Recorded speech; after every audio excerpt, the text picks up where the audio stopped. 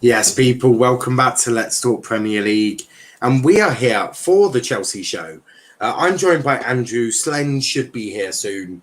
How are we doing, Andrew? Yeah, I'm all good, mate. I've not been on for a while. Apologies about that. Work schedule and everything. But I wanted to obviously do this show because I love this show. Yeah, I'm good, man. This is suddenly transfer window's heating up. Last 3 days, my God. I mean, never seen anything like it. Unbelievable, just unbelievable. I love it, man. It's all good. But football's back. It's all good. Yeah, I love the hype. I love everything around it. I love the fact that yesterday Ronaldo was a snake. Today he's a hero. I mean, I love that part of the football fans. Like football fans are, I love it because so am I. It's why Mike Cooper thinks that better than Edward Mendy. Just that. And Charles didn't even want to debate that with me, which I was a little upset about. But we are joined by Prime. Prime, how are we doing? You're muted, I think, bro. We can't hear you. Is your microphone plugged in properly? Because I kept hearing static. Oh. Okay. He'll come back. Prime hopefully will be back. Boo, Chelsea, boo, says Velvishwan. Boo you, Velvishwan. Nice. You. That's what I'd say. Boo you, sir. Nope, still can't hear you. I don't know. He's just thought of something. He's like, I've got it. The Winter Surf are back on the pod. Absolutely. How are we doing? All good. All good. Thank you very much. Saul staying at Atletico, is that confirmed? I've not seen anyone. Velv, tell me who says that because I'm on Twitter right now and I've seen no one confirm that. Who's like one of the main ones? So tell me. Velv, if you've lied, I'll be giving you a 5-knuckle sandwich. Exactly. If you've lied, there's going to be the beatdown of the century. Or I'll just put you in the same room as Kenny. It's almost the same punishment. Nice.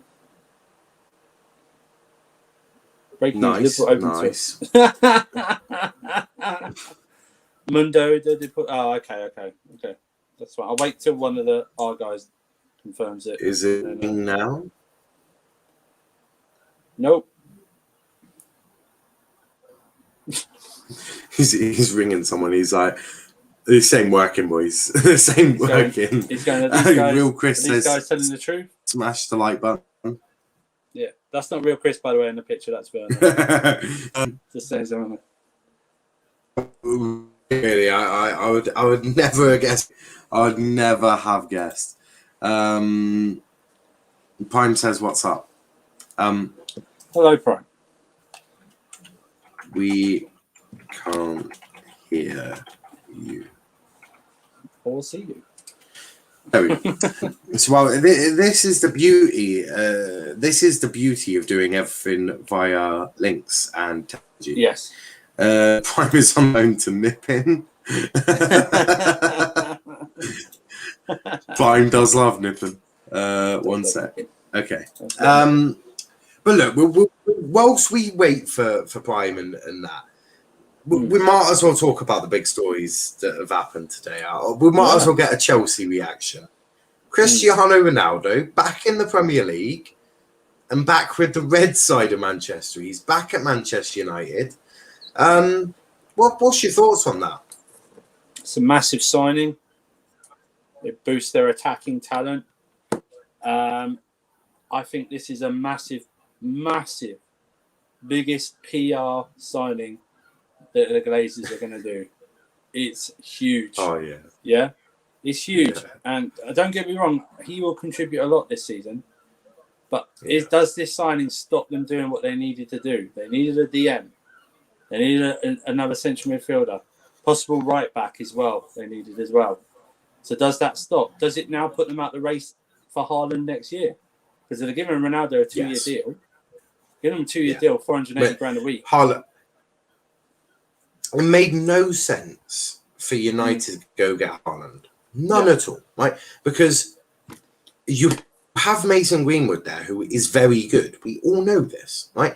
Liverpool fans go, he's one of your best talents, and it kills them to say that. And Rack is one of the most honest people you'll ever get. And he has said that, look, Greenwood is such a talent, and it kills him to say it. Great talent. So it made no sense bringing in Lukaku, who would hinder that. Yeah. Ronaldo, on the other hand, is 37, isn't he? 37, 38? Yeah, it's 36. It's going to be 37 this season. So fairly soon. So yeah, you've got basically 2, possibly even 3, if you can really stretch it that far, of Ronaldo. By that time, Greenwood is 21. Yeah. Greenwood will be the perfect age to take over. Actually, it might be 22. It'd be 22 in October. So it'd be almost a perfect sort of time frame for it. So it makes more sense bringing in Ronaldo than it did Haaland for that. So I did laugh now when I hope they were doing this ironically. Some United fans were going, we had to bring someone in because Cavani's getting older, and I was thinking to myself, Ronaldo's older than Cavani. You know, when you go, yeah. I hope you were being ironic. I really hope you were being ironic because I really am worried for you. Listen.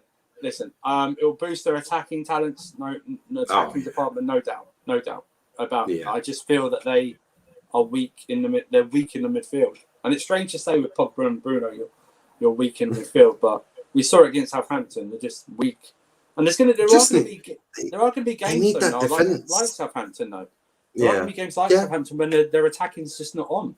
Do you know what I mean? It's just not on, and they just need something else, and they haven't got behind it.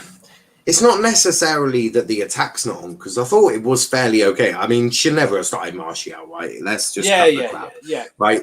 You basically put one hand behind your back and was like, fuck me, what do I do with this one? Behind the back it goes. Well, hey, Martial's playing. Absolutely ridiculous decision to do. No, you're right.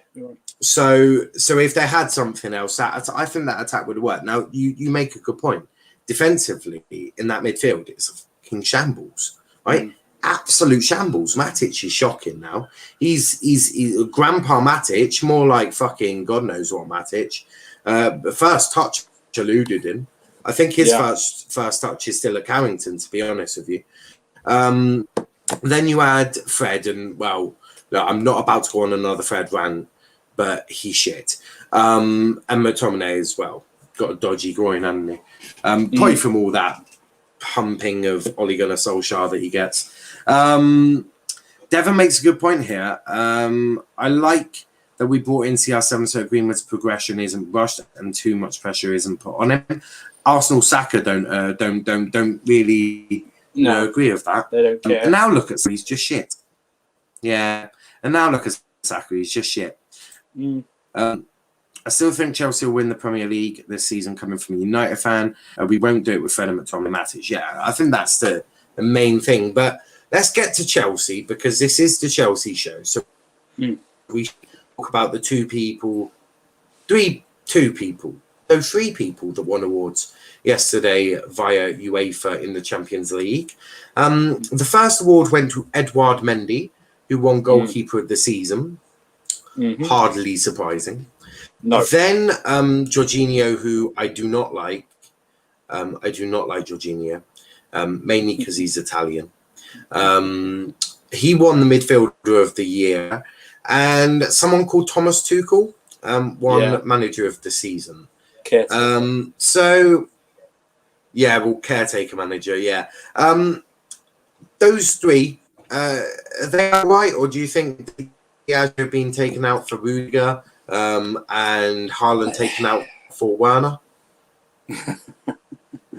No, I've got to make this plain simple. I know your guys will get it because they're intelligent, but if people read what the awards were, it said Champions League player of the midfield or whatever, and Jorginho got UEFA player.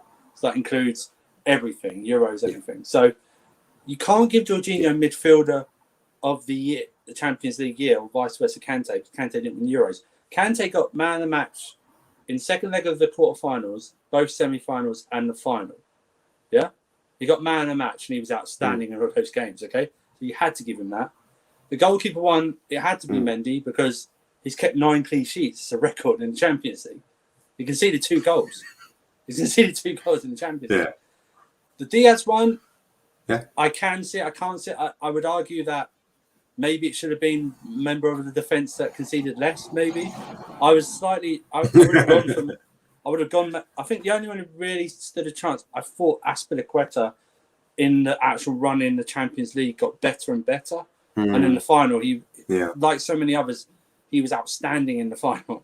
Remember, Diaz had a torrid time against Havertz in the final. He just couldn't control him. But yeah, that's fine. That's fine. A striker was hard. It was really hard for strikers this year, I thought, in the Champions League to actually get. I thought he should have gone to Werner. It would have made him so happy getting that award. He would have had a great big smile on his face. I'd have loved that. I think Haaland's the only one because he was like top scorer and he got further. I wouldn't say he got further, but I thought Lewandowski didn't have a good, to be fair, Greenwood did play the group stage, so maybe, in my opinion, Greenwood should have absolutely won it. It's not his fault. He has manager. It had to be Thomas Tuchel. Although, if we hadn't won it and Pep had won the Champions League and Oli had won the Europa League, I would have given it to Oli over Pep because I didn't expect that from Oli. But yeah, it was all good. And Jorginho getting the UEFA, I mean, he had to get it. I mean, I was tweeting out yesterday because some of the Chelsea fans, they're just appalling. They really are. But they hate their own player or something like. It's just they didn't read. You could tell they didn't read because they were going, how can you get UEFA Player of the Year? But Kante's got midfielder of the year. It's like Champions League midfielder, not UEFA overall. It's Champions League midfielder. But I thought that and I get some stuff. We won 4 out of the 6 awards we could get like the men's side. No Chelsea players ever won a UEFA Player of the Year award. Why aren't you celebrating that? I just don't get it. Okay, you don't rate Jorginho, fine, but just celebrate it. You don't have to be like. I don't have to. I don't have to celebrate it because I don't like Jorginho, and the only reason is because he's Italian, and I'm allowed to do that because they hurt me on one night, and I still haven't recovered from that. And Southgate, you should leave the country. FC20 are available. FC20 are available for most people. Primary still can't hear you, buddy. I know what's going on, bro. I could say so much right now, but I'm not going to. Prime is obviously in love with all of Arsenal. He really likes Big Man like that. Still can't hear you. We still can't hear you.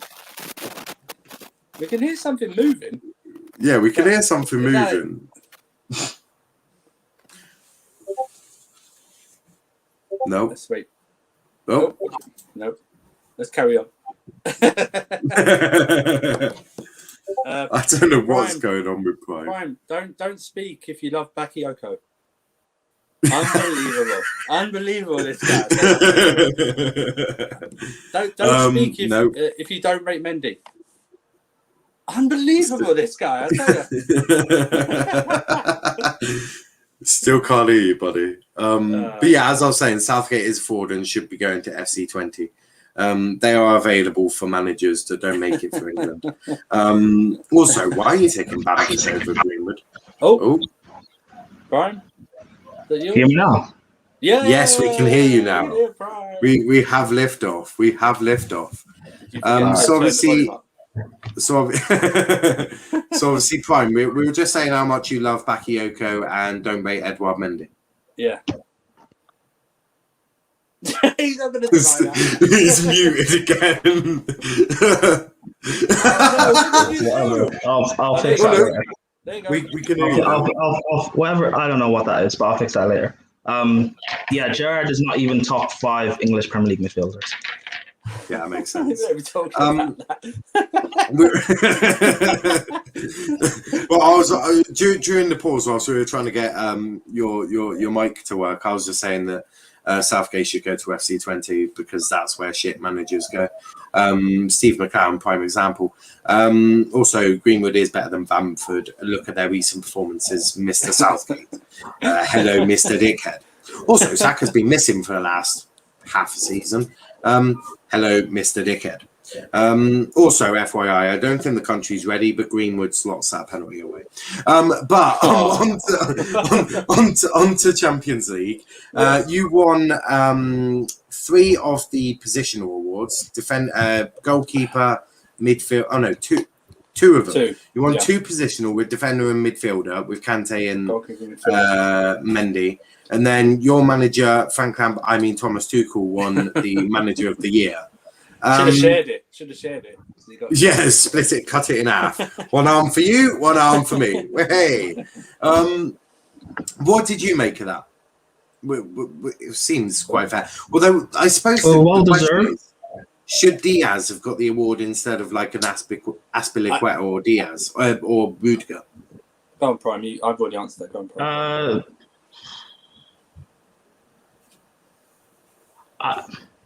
Look, maybe because I didn't watch much of Man City in the Champions League, but I don't think Diaz did anything spectacular to win it, deserve it.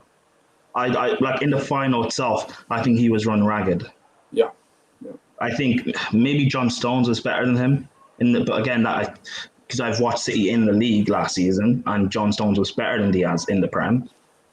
So I don't know why Diaz is on there. I think if anyone deserves to win it, it should be Aspie, personally. But I guess I understand that Chelsea would have made a clean sweep, and there are rumors or conspiracy theories that UEFA don't like Chelsea anyway. So I guess that kind of makes sense. People who are freaking out about the whole midfielder thing, I don't know. It's like people should brush up on what the rules are. Kante won the Champions League midfielder of the year or the season, whereas Jorginho won UEFA. So that's all European competitions, which is inclusive of the Euros. If France had got to the final or won the Euros, then Kante probably would have won it. But we don't mention the Euros. That's the banned word. You don't mention the Euros. Hey, it's my channel, and we banned that phrase ages ago. Actually, when was the final? We banned it on the day of the final. Actually, the night of the final. It was banned the minute I ended that fucking stream. Stupid Southgate. Actually, let me not speak. Why? I think England did well in the final. I don't. I thought we were absolutely abysmal. It's done. Real football. It is done. It is done. I'll never forgive Southgate of that. Do you know what? He had done so well. I had so many great memories, and then he screws it up in the final. Ole Gunnar Southgate. Not the first time Harry Maguire and Luke Shaw picked up losers' medals, but the country ain't ready for that. Mason Mount, though, he went sort of missing in some, but Tuchel seems to get the best out of him. How are you expecting his role? Because I've always thought of Mount as more of an 8 than a Cam. So I just don't think he's creative enough to be in that sort of role. But then again, I also don't think he's ready to go in the Cam because I don't think he's got the discipline yet to do as the 8. I don't think he's got a discipline defensively. What do you sort of see his role being this year? Because with Lukaku, Havertz, Werner, Hudson-Odoi, Pulisic, is there now a call that maybe Mount should get moved to that 8? Well, if we stick to the 3 at the back, I think he'll be in the team more than most due to his versatility. I think he'll get more chance. He'll create more chances than we've got Lukaku up there. He was 7th last year on big. I always look at big chances, not chances overall, because that can be misleading. He was 7th last year in the Premier League with big chances. That's without a recognised striker. I think Tuchel really likes him, and he's shown how versatile he can be. He can do a defensive job. We saw it in a man marking job. We saw it in the semi-final against City when he put Fernandinho out of the game. He done it in both legs to either Modric or Kroos and got them so deep they looked like they were playing sweeper in the Madrid games. You know, Brutal. you know, it looks like he's actually put some muscle on during the summer as well. And you know, listen, he's 22, right? He's 22. He's a young man's age. He's had a good few seasons. You know, Vitesse, Derby, couple at Chelsea now, so he's experienced. I want him to get better at decision making. On Arsenal, I saw glimpses of that. The ball out to Reece James, yeah, it's a simple pass, but sometimes maybe a season or even last season he may not have picked that up. Listen, and also he's not going to start every game, and he shouldn't start every game because he's going to burn out otherwise. And we have a squad now that he doesn't need to start every game. You know, apparently the Saul deal is off. I still think we're going to get another midfielder in, whether that heightens up the Tchouameni deal or something like that, possibly. Mm-hmm. But he's going to be in. He's very important to this team and this squad, but he doesn't need to play every game. And some people will have a issue that he's the first name on the team sheet. That's not the case. He's one of them, but I think he's going to have a better season and better stats than last year. Will they explode? I don't know. But I think they will increase this year. Yeah, no, I hear that. What about you, Prime? What do you make of Mount and his role this season?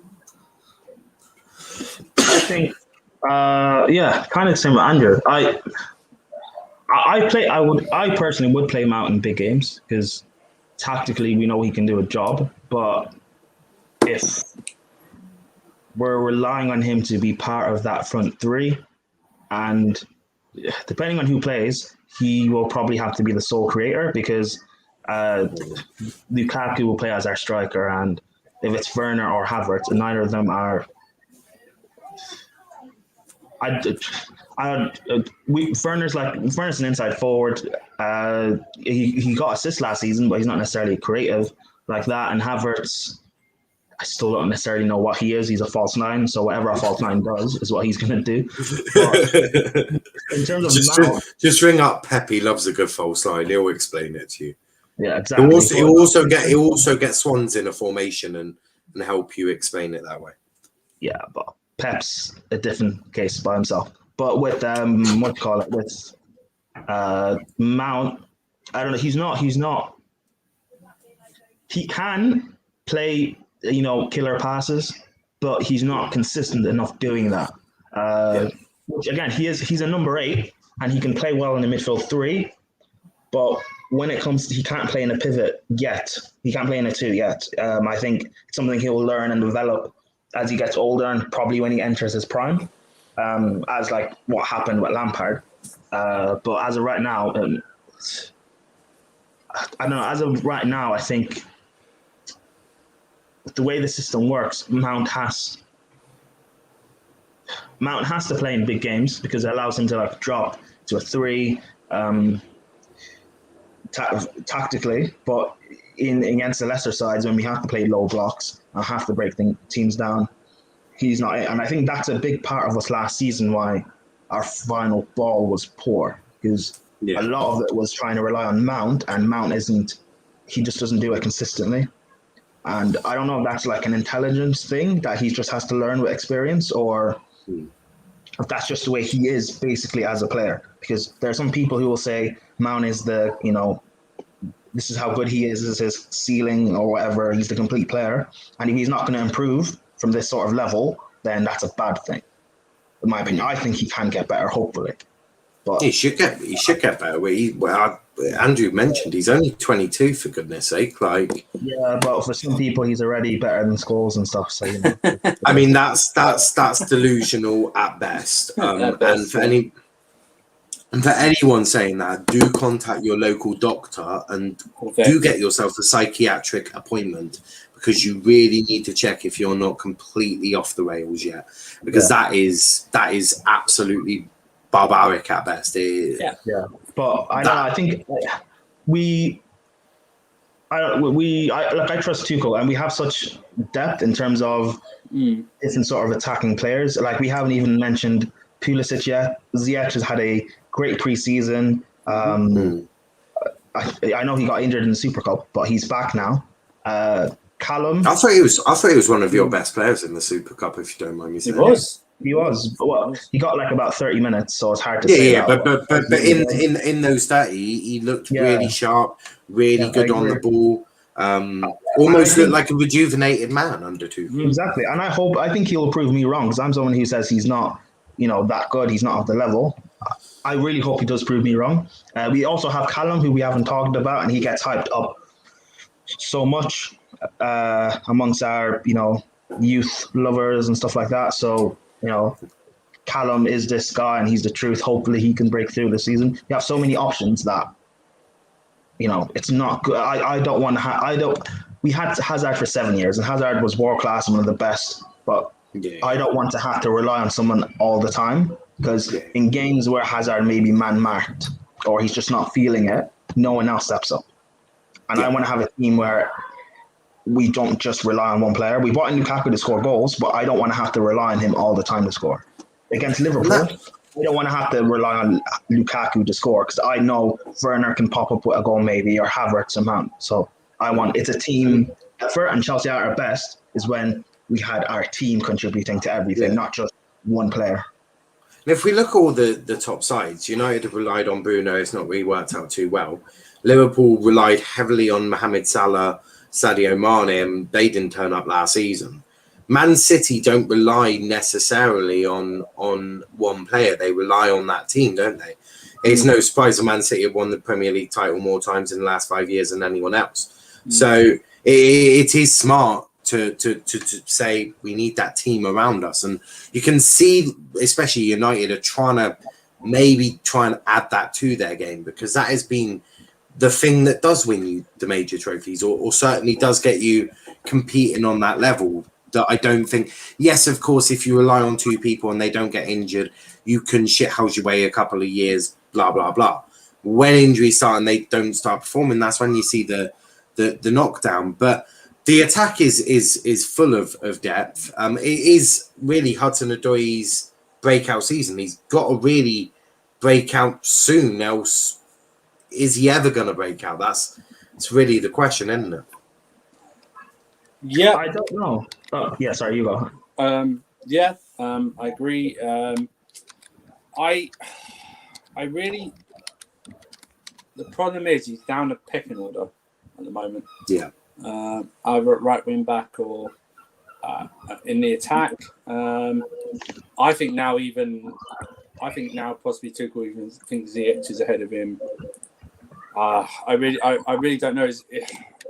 I think he suffers from being given that big contract, and that's our fault for doing that, and us not willing to say to someone, take him on loan and we'll pay the whole wages for the year. Because I think he needs to start playing more at his age. Yeah. He's 20. He needs to start playing more. And I don't know. This squad is very stacked in all areas. Even at right wing back, you could still play Aspilicueta and Reece James, and it's just I don't know where he gets the game time. I really don't. I'm really struggling at the moment when everyone's fit to put Callum in there. And if worst comes to worst, and we end up going, you know what, it's better for you to just move on. I'm happy with that as long as we get a buyback option.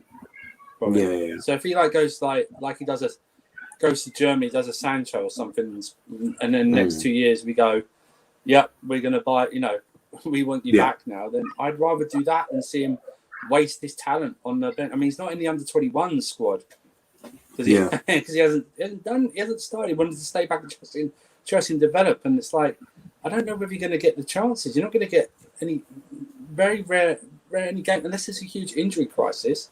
I just don't know where he gets the game time at the moment. I just don't see it, unfortunately. Yeah. No, I agree. What about you, Prime? What I get maybe going out on loan. Why can't he stay and learn? Like, what is this thing Chelsea fans have with Callum has to play or he has to be sent out on loan? Why can't he stay and develop? I'm just saying because I think you can train all you want. There's a difference between training and actually playing in the match. To actually get that experience, get the minutes under his belt in the match. I think it's better for his development because you might find out stuff. He might find out different stuff playing than he will do in training. Remember, during the season, they're not really giving their all in training in terms of like playing everything like that. It's just sometimes like at the back end of the season, it's just used to stay fit and warm down and stuff like that. And I just think it's better for him. But he is like the example I always use. Like Foden, he didn't break through last season. He was in that City team or City squad since Pep's been there, learning. Waiting for his time to come, and he was playing in Carabao Cup games. And playing FA Cup games, learning and growing, and now he's taking his chance, and he's hopefully going to be a mainstay in that team. Why can't Callum just stay and learn? What's this thing of just pushing him in? Because, in my opinion, he's not ready yet. Tactically, and being able to manage games and see through games, he's not good at all. We saw him in the Villarreal game in the Super Cup, when people can say he was playing as a wing back, but he was playing up against Alberto Moreno, who's not good defensively. He was poor in that game. I just think for his career, I think he even maybe not selling. I think he needs to go out on loan. It did the rest of them good to go out. It did Mountain Reese good to go out on loan, just to experience that, get the game time. Just to get it under your back, because otherwise, that's the main difference. That's the main difference between Callum and the rest of them. That he hasn't actually had a loan period away from the club. The rest of them have had a loan period away from the club. Whether it's successful or not, that's on them or the club not picking him. But I just feel he needs it for his development. Otherwise, it's just he's not getting. He's fully fit right now. He's not getting in front of Werner, Havertz, Ziyech at the most. And possibly even Pulisic. I know Pulisic hasn't played well the last few months, but I just don't know where he starts. But for me, he doesn't have to. I don't have Callum down as a starter, but that's not a bad thing. He's. I think, is he not the youngest out of our attackers? Yeah. And in my opinion, he's not.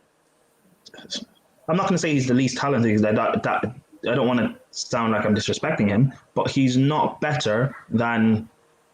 I don't think he's better than Pulisic, Ziyech, or Havertz. He's not more effective than Werner, so he has no cause to start. And Mount does more tactically, so he has no reason to start. Right, but I think it's a tough one.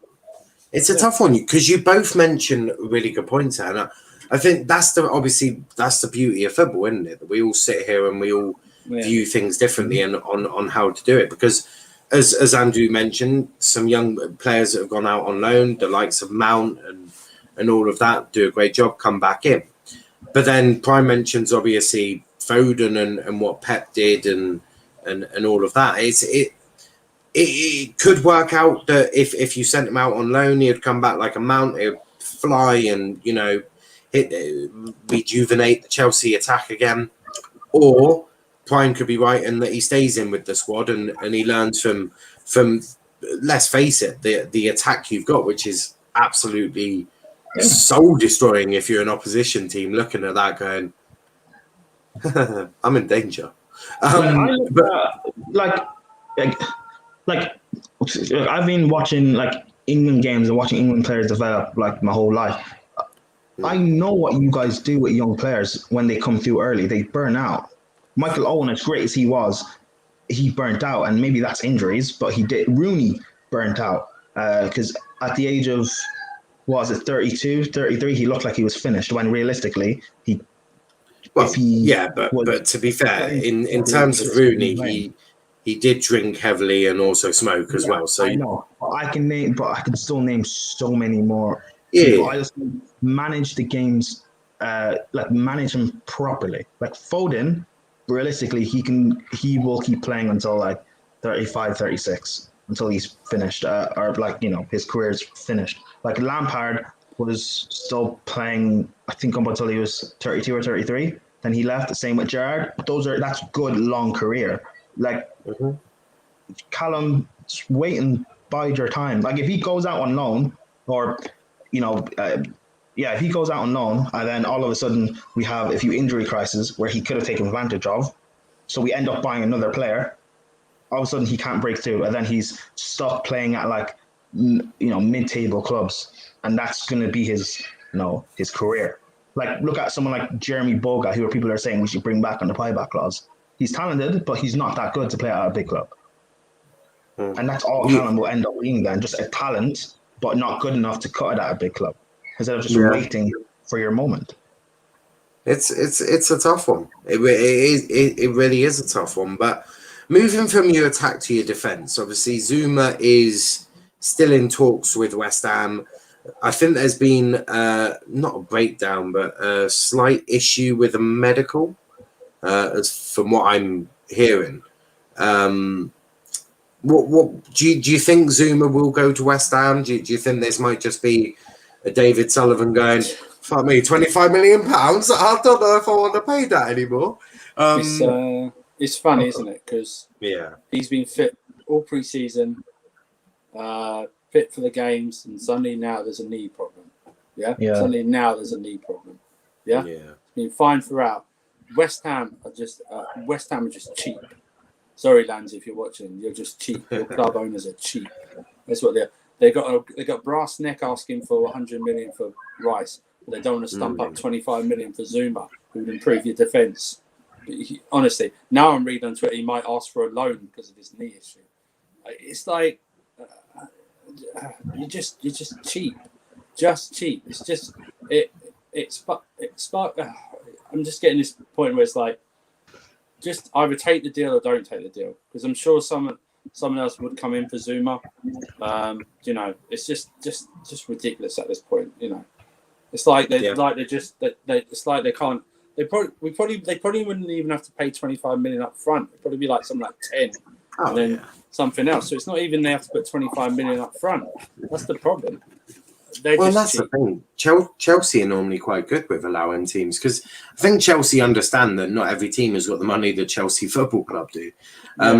So I do think that Chelsea are quite understanding with that, and normally you're allowed to structure the deal as long as towards the end Chelsea get their money and they're like, we're not completely out of pocket. I think they're okay with that. But what about you, Prime? Zuma, West Ham, David Sullivan. Do you reckon he's got a bit scared of spending £25 million on one player? Yeah, he might do that to try and get the price down. But I think David Sullivan just back David Moyes. He's building something there at Everton. It kind of reminds me of what he did at West Ham, and it reminds me of what he did at Everton, being able to build sort of like, I guess, a dynasty, maybe get them into top 4 a few times, maybe try and win a cup or something. Back David Moyes, because I look at their centre backs and they're not overall that great. I think Zuma, in terms of his attributes, he's a brilliant centre back. He's not. You can say he's not great on the ball, and that's fine. But in West Ham, they don't play out of the back, so it's perfect for him. Spent 25 is not even for West Ham is actually not that much money, because they're not gonna. Antonio, I think he's gonna leave like in January or something like that to play for Jamaica. They don't have a backup striker for him, and if it's a thing of buying a striker or buying a centre back, and they're only going to pick one, then just buy Zuma anyway. Because if you're not buying a striker, you might as well give David Moyes something to work with. Yeah. I've got to shoot off now. No problem. But you'll be on hopefully next week. So perfect. I'll speak to you guys. Prime. I'll see you later. Peace, Andrew. Catch you in a bit. See you guys. Bye. Just some comments here. Devon says all you FIFA players this year is going to be a madness. It is going to be mad. It is going to be mad. This has got to be the biggest transfer window in history. I can't think of another window where so many big names have transferred different clubs. You look at Messi, Ronaldo, Lukaku, Donnarumma, Ramos. I can't think of another season where that's happened. I think this window, I don't know. In theory, all these players moving is great, but I don't know. I look at United getting Ronaldo. Is it a PR thing from the Glazers? Because look, I do rate Ollie, but they still need a DM. And as great as Ronaldo is, he can only fire them to like an FA Cup or something. I don't know if they can win the league just based off Ronaldo. I look at PSG; they're not winning the Champions League, which is what they have to do. Man City, same thing, spending 100 million on Grealish. You have to win the Champions League. They're not going to do that. But I don't know. We'll wait and see. It's crazy. I mean, for me, Chelsea are the only team who have done. United have done good business, and I'm not having a go at United, especially if they end up selling Martial or Edison Cavani to Boca Juniors, because although Eddie could be, I think he wants to play all his Uruguay fixtures, so he could be missing 2/3 of the season, which would be insane to think about. So there's sort of maybe that space there. So if they sell Martial, then good. If they get a DM, then United have probably done the best transfer business out of everyone. Second is for me Chelsea. I mean, Chelsea have looked at their team last season and gone, right, there is a massive hole in that striker position that needs filling. Like right now, I know what we'll do. We'll go get Lukaku. For me, Chelsea have done great business, but Chelsea always do good business, apart from Morata and a couple of other players. But a really good one from them.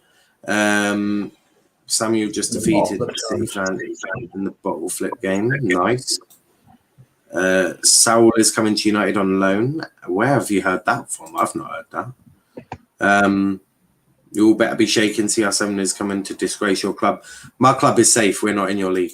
Joe ain't going to develop, says Velve.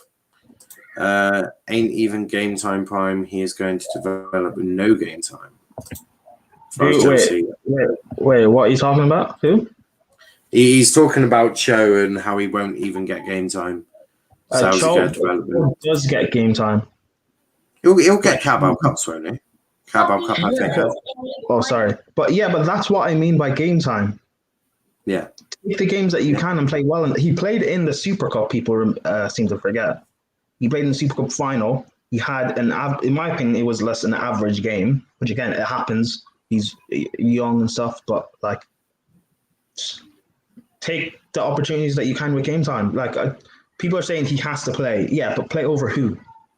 Yeah. Realistically, who does he have to play over? Because if we're saying we have to challenge and win the league, we just need a system or whatever that works.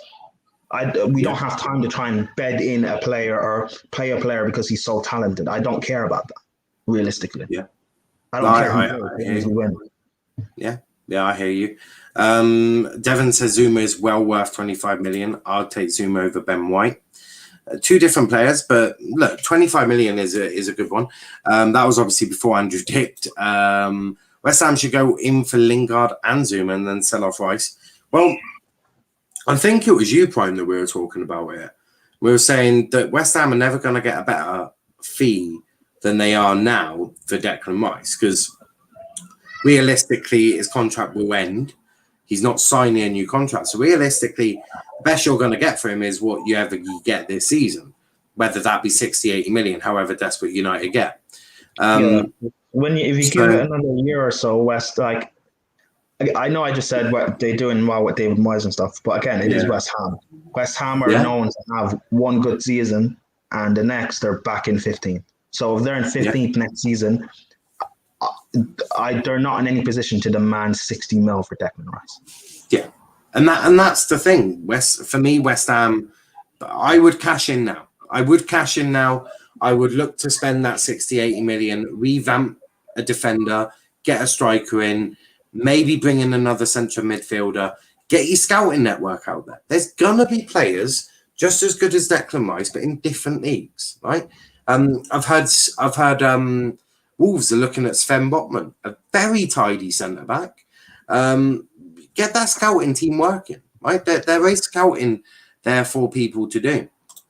No, you're not reading comments anymore. I am. It was just sometimes if there's good chat, I forget to. Prime, are you ready for CR7? Hey, people think I've never disrespected Ronaldo. Yeah. Look. Stop noise. Never mind. Yeah, for like Ronaldo, for me, like I don't have a GOAT per se, but yeah, he is better than Messi. I think Messi should have came to the Prem, and for some reason he didn't. He took the easy way out and went to the Uber Eats League. You know, Yeah. so it says more on Ronaldo than it does on, or says more on Messi. So sorry, than it does on anything else. But yeah, I'm ready for Ronaldo to come back. And from a United fan point of view, you now no longer have any excuses. The whole thing of Ollie tax doesn't run anymore. You have to win. You have to at very least challenge for the league. I think you guys can finish second or third. You have to win a trophy. You can't do this thing of Ollie's not good enough if Ronaldo is coming back to the Prem to play under Ollie. There must be something there. Your board must think whether or not you rate him. For some reason, they're trying to build with Ollie. So maybe just get on the board's back to back him, because you now still need a DM. You still need a right back. You think Maguire's not good enough? Get on your board's back to buy another centre back then. You know, but it's not my club and not my business. I agree. Devon says Grealish for 100 mil. Yeah, that was stupid. Craziest transfer window.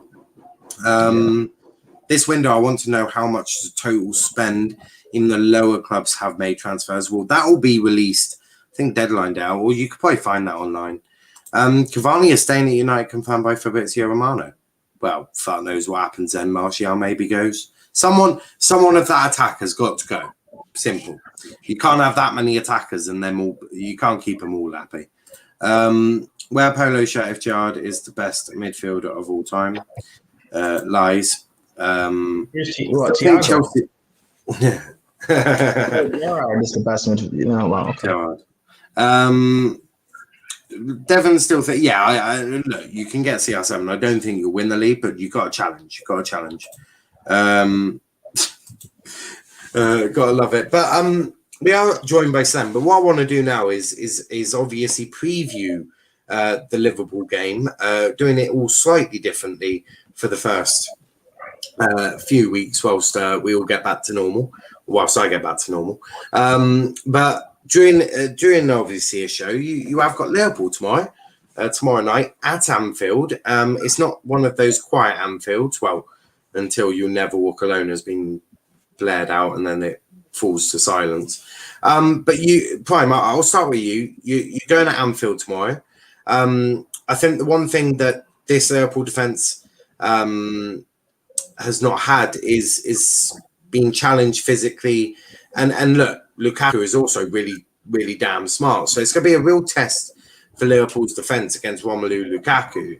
How do you see this game going?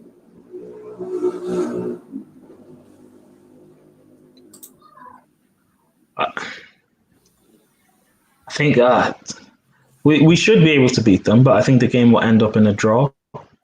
I think that a big thing will probably rely on Van Dijk. I keep saying I don't think he's back the same player. I think if you run at him a few times and you catch him in a foot race, or you get a bit physical with him, I'm not saying this will happen because I never wish injuries on anyone, but I think his ACL, if you test it a few times, and if I was Lukaku, I would try and target him. Let's see how good he really is. Whoever's going to partner Van Dijk, I don't rate them as world-class center backs either. I think we can expose Trent defensively, like we did when we beat them back in, was it March or so? Yeah. We can catch them out with a high line. Werner has to play. It's tough. Mount has to play as well. I have theory. Then you're leaving out someone like Havertz. So I don't know. It's tough. Chilwell hasn't played this season yet. He hasn't had a preseason. He played 60 minutes against Weymouth. Do you throw him in against Salah? Or do you play Alonso, who doesn't have that recovery pace? I don't know. It's tough. But whatever Tuchel's going to come out with, I'll trust him. And yeah, I don't know. I think the game's probably going to end up being 1-1. 1-1. Yeah, I hear that. Wolf says, oh my gosh, Slen, huge fan here. It's a privilege to listen to Slen. I am so honoured. He's currently walking home, so I don't know when we'll hear from him. Natasha says, "Yo, is Slen actually here?" Slen is. He is here. He's just walking home. Sorry, I was just looking at the third kit that's been released by Argyle. That looks sexy. I might buy that. But yeah, it does look good. I do like it. I thought it was going to get unveiled by a new player, but apparently not. Very sad now here. I thought Ronaldo was coming to Home Park, but that defense, you alluded to Chilwell. Which left back do you actually go for? Because as you said, Chilwell has barely played. Alonso doesn't have recovery pace. What do you do?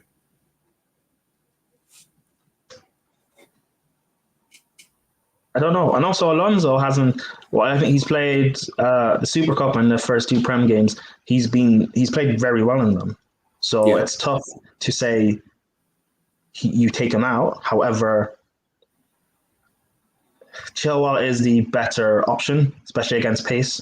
But Chilwell hasn't played, and I find it difficult to say throw someone in against someone like Salah. And you know what Salah's like when there's a bit of space to run into, when they haven't had a much preseason. I don't know. It's tough. It's tough. But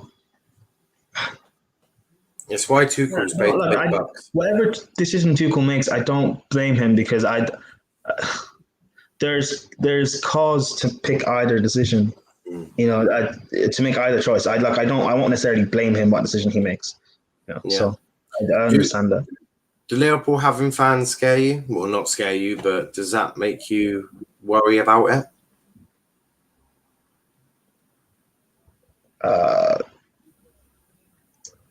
I don't.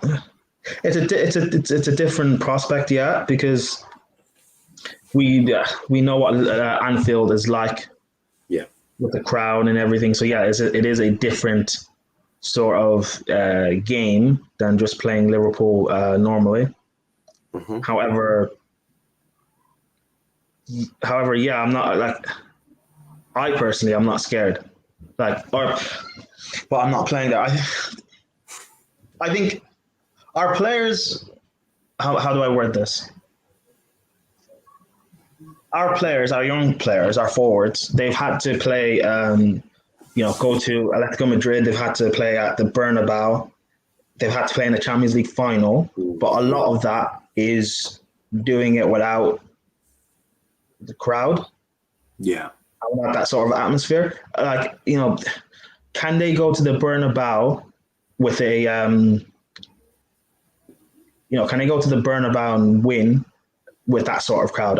I don't know. Can they play in a Champions League final with that sort of crowd and atmosphere? I don't know. They have the experience of playing in that situation, but not with that sort of noise. Last season, we also lost at Anfield, so maybe that's sort of they want to right a wrong there, but different sort of atmosphere. For Liverpool, they seem this season to have a sort of thing of they're going to try and prove people wrong. Some people seem to think they're writing them off. For me, I think if Liverpool fans say they have the best 11 in the league, they should automatically be favourites for the title. The reason why I don't think they'll win it, or maybe might not even make top 4, is because of their squad depth, which is an actual issue. Tsimikas will probably end up playing left back because Robertson, he's just came back from an injury. Tsimikas is not that good. He's good going forward. Defensively, he's poor and he can get exposed. I think if you run at Tsimikas, you'll really see.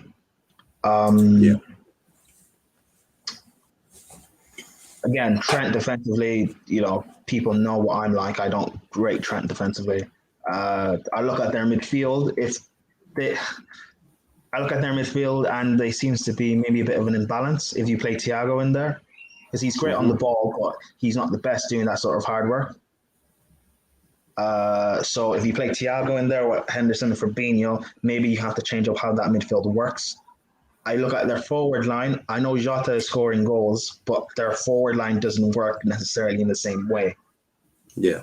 Firmino plays there, and he's effective because he's able to bring Salah and Mane into play. If you're playing Jota there, it means you don't have that link play for one, and two, you don't have an impact off of the bench. That is why you bought Jota in the first place. So you have some sort of a impact off the bench, someone to bring off and maybe to get you a goal.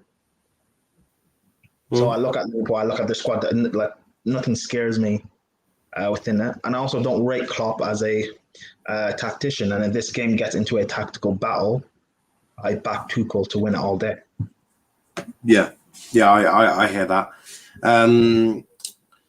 Velve says Salah and Trent love playing against Bumwell. Nice. It was pretty hilarious to see Liverpool fans boo the opposing team every time they touch the ball. Word, they stopped doing that. Okay. Simicast has record high CS record. Has high CS. I don't know what CS means. I was just about to say, what is CS? I think it's Charity Shield. Oh, God, shut up. What is Left back, clean sheet. Clean sheet record. Yeah, but for who though? I have no idea. But Firmino is bringing that impact off the bench. He's not. Yeah, but impact in terms of goals. Firmino's not bringing you goals off the bench. Yeah, he's not an impact player. But Slen, you said yesterday in the Liverpool show, obviously you were in the comments, that you have a tactic or an idea on how to beat Liverpool. What is your tactic? Yeah. So, normally, we all know Liverpool fullbacks love to bomb forward, and our back five, we have Reece James and I don't know if it will be Alonso or Chilwell, but from what I'm hearing is Chilwell still doesn't have much fit. But I think our our wing backs will hurt them. We'll try and occupy that space left by the Liverpool wing backs. If their midfielders decide to go and block those holes, we'll have a field day in front of the defenders because they'll leave a hole there, and Havertz or Werner or Mount or even Ziyech will use that space to link with Lukaku. It sounds easy, but they have to be at their best, and I can see us doing that. And Liverpool, where they can hurt us, it's trying to press us. And we know Mendy is not the best when it comes to ball on his feet, so they'll try and suffocate us. And I think they're not going to play the way they played last time when we met them. I don't think they will play that high line. I saw the last game against Burnley. They were not that high. They were attacking with five. They were leaving space again in the midfield, so we can try and hurt them with that. They were leaving five behind. They weren't that high, and Burnley don't have that pace apart from what do you call this guy? Is it Ba something? Yeah, they have a winger there who is quite pacey. So it's a tactical tweak I saw them do during that Burnley match. But anywhere they play, whichever way they play, they'll be playing into our hands, and they only have one way to hurt us, or two if Alonso starts on the left. So I think I don't know.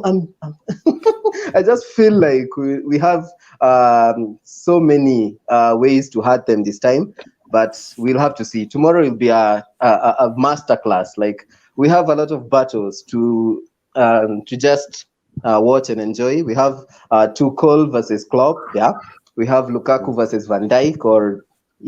We have the battle between the fullbacks and wingbacks. So it will be one in the mid.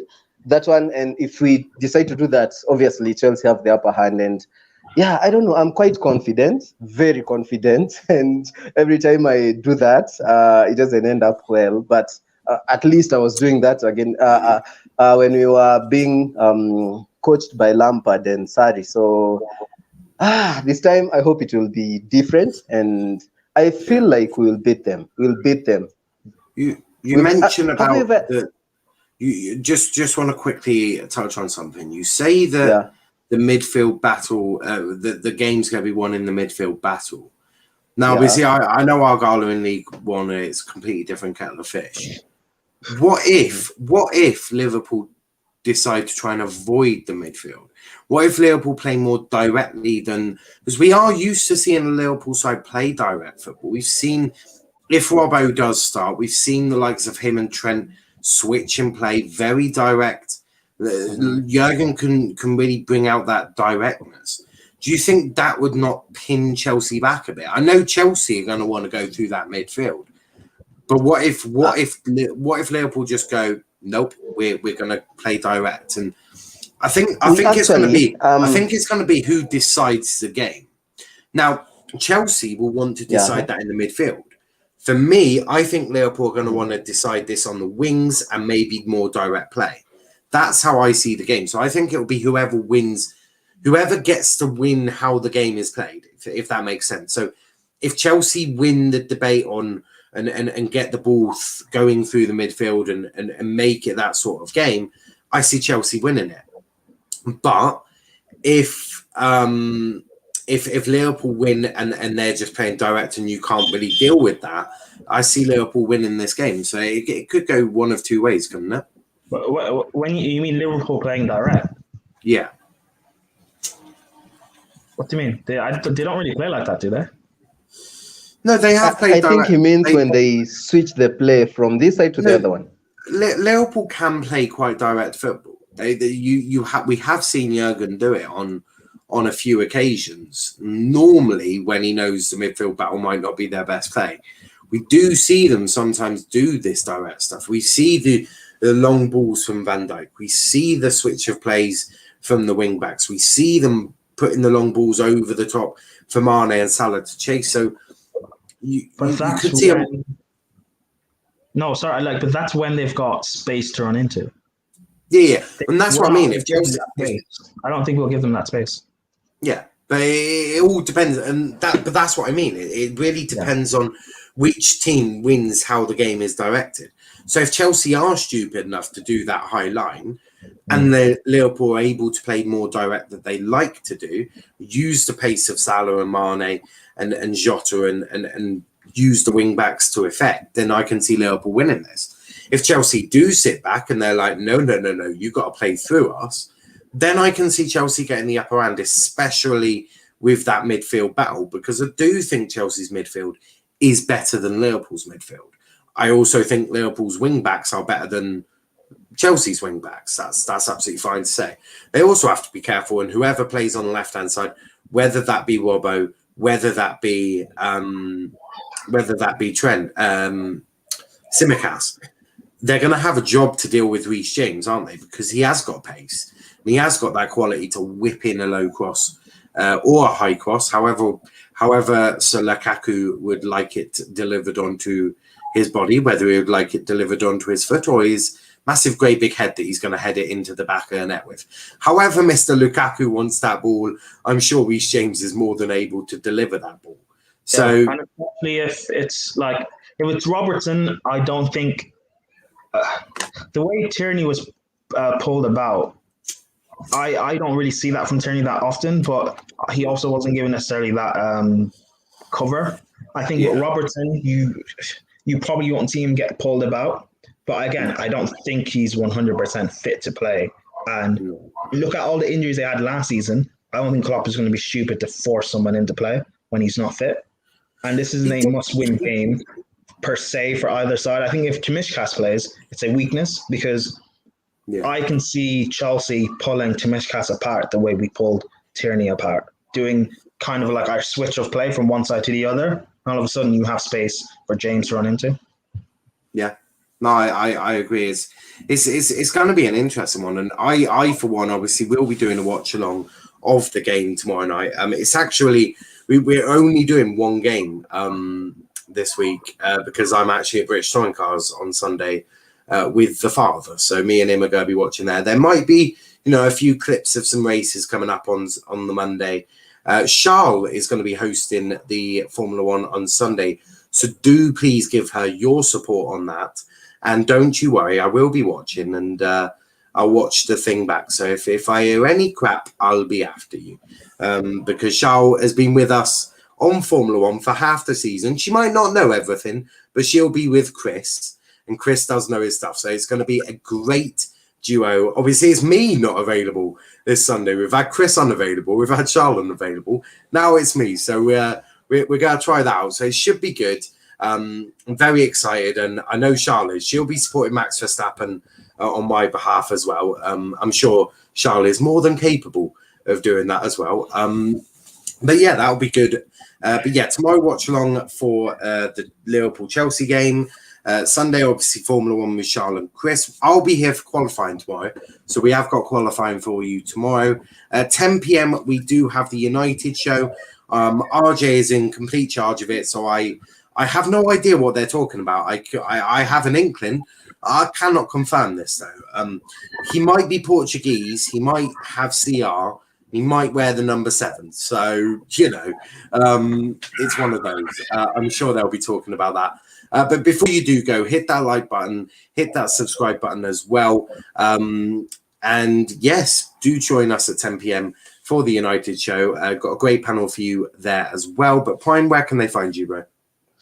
You can find me on Twitter. That's Twitter right there. You can catch me on the Terrace. You can catch me on the First XI.